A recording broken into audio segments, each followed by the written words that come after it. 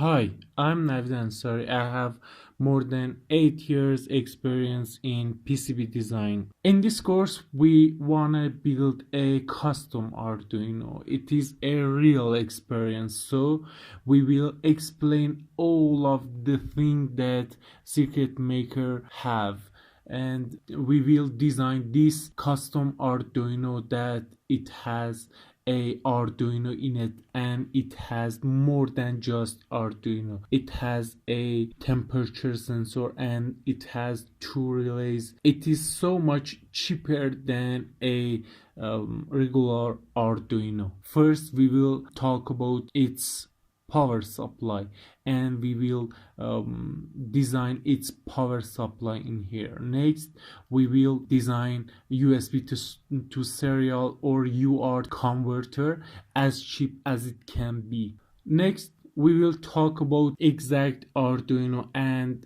the MCU that they use in their PCB, but we will make some improvement to this Arduino so it will be more reliable.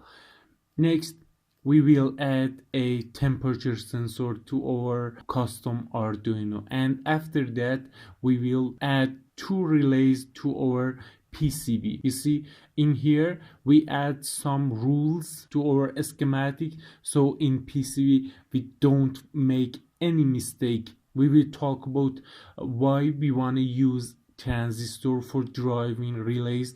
We will talk about why we use this diode here to protect our PCB and why we use this part. We will talk about capacitor a lot.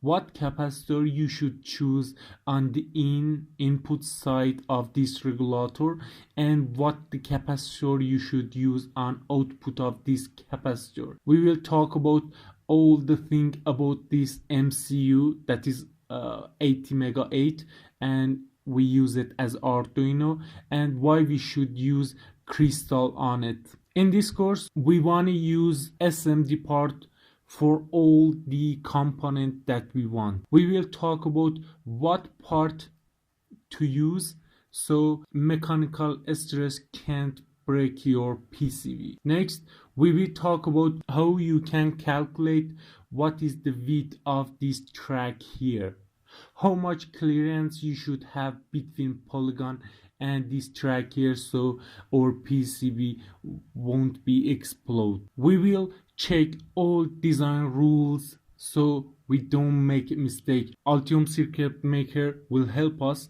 so we won't make any mistake with design rule check.